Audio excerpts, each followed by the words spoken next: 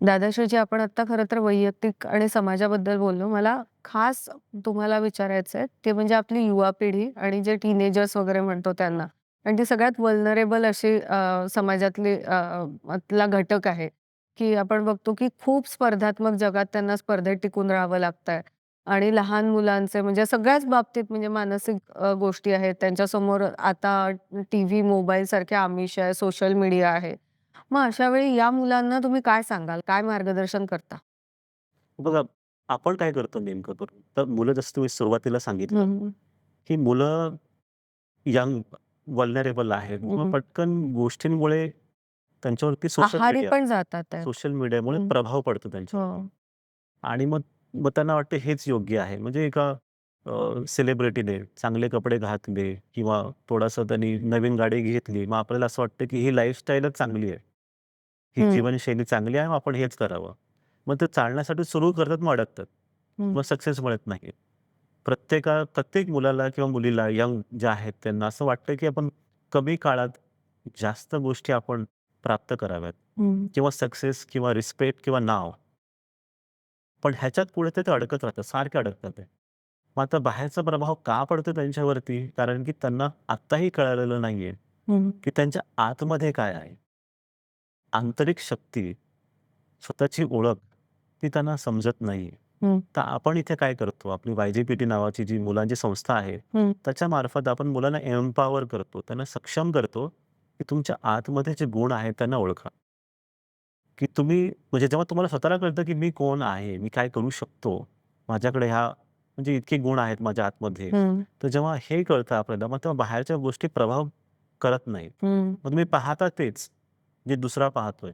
पण त्याचा प्रभाव तुमच्यावर पडत नाही किंवा फार कमी पडतो किंवा काही काळापुरताच पडतो. तुमच्या जीवनावर त्याचा काही परिणाम होत नाही किंवा जीवनात तुम्हाला जे निर्णय घ्यायचे असतात, हं, त्याच्यावरती त्या मीडियाचा, माध्यमांचा प्रभाव पडत नाही. दुसरी गोष्ट अशी, की तुम्हाला जर पुढे काही करायचं असेल, हं, स्वप्न पूर्ण करायचे असतील, तर मुलांना खास करून त्यांची जी संगत आहे, ते कोणाबरोबर बसतात, उठतात, बोलतात, हं, त्याच्यावरती लक्ष देण्याची फार गरज आहे.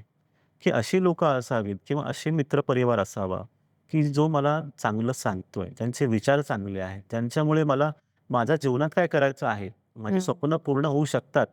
त्यांच्या असण्यामुळे त्यांच्याबरोबर जास्त वेळ त्यांनी घालवावा, हं, त्यांच्यावर बोलावं. थोडं मुलांनी संगतीवरती काम केलं आणि स्वतःच्या आतमध्ये पाहिलं त्यांनी, की माझ्याकडे काय-काय चांगले गुण आहेत. प्रत्येक व्यक्तीकडे चांगले गुण असतात. असं नाही, की मग हं. मुलांनी लगेच बोलावं, की माझ्यात काहीच चांगलं नाहीये. आणि एका मुलांमध्ये सध्या काय आहे, की सगळ्यांना वाटतं मी वाईटच आहे. नाही, 2 गोष्टी दिसतात मला त्यात, की एक तर हे असं आणि दुसरं म्हणजे की खूप अवेलेबिलिटीमुळे हो, सगळ्या सुखसोयी हो, असल्यामुळे हो, थोडी जिद्द किंवा एम आपण म्हणतो ना, हो, असं दिसतं का? म्हणजे हो, तुम्हाला दिसतं हो, का, की त्याचं थोडी जिद्द कमी पडते, की मला हे मिळवायचंच आहे किंवा म्हणजे एखादी गोष्ट प्राप्त करायची आहे त्याच्यासाठी मेहनत करणं, हो. ते कुठेतरी म्हणजे हां, कसं आहे इथे ना पेरेंटिंगचा पण प्रश्न येतो, की हं, पेरेंटिंग हं. कसं ते अ, जी आपली आता ही जनरेशन आहे सध्या, आई-वडील म्हणून, त्यांची भावना कशी असते मुलांसाठी, तर ही की माझ्या मुलाला, मुलीला सगळं मिळावं. हं, हो. हां, जिकडे बोट दाखवलं तर ते तिला मिळायला पाहिजे, है ना? हां. तर ही भावना आहे ना, ही भावना चांगली आहे. हं, पण त्याच्यामुळे त्या मुलाला त्रास होतोय, की त्याला सवय झाली आहे मग हं. लहानपणापासून, हो. की हं, जिथे हं. बोट दाखवलं तर ते मला मिळतंय, की हे मी करू शकते, ते मी करू शकते. जेव्हा मुलं वस्तू वस्तू मिळतात पटकन ॲक्चुअली. मिळतात. हं, मग ती सवय लागल्यामुळे मोठे झाल्यानंतर मग हं, 10 पैकी 9 गोष्टी मिळाल्यात आणि 1 जरी नाही मिळाली, मग तिकडे त्यांना त्रास होणार मग, हं. की हे झालं नाही.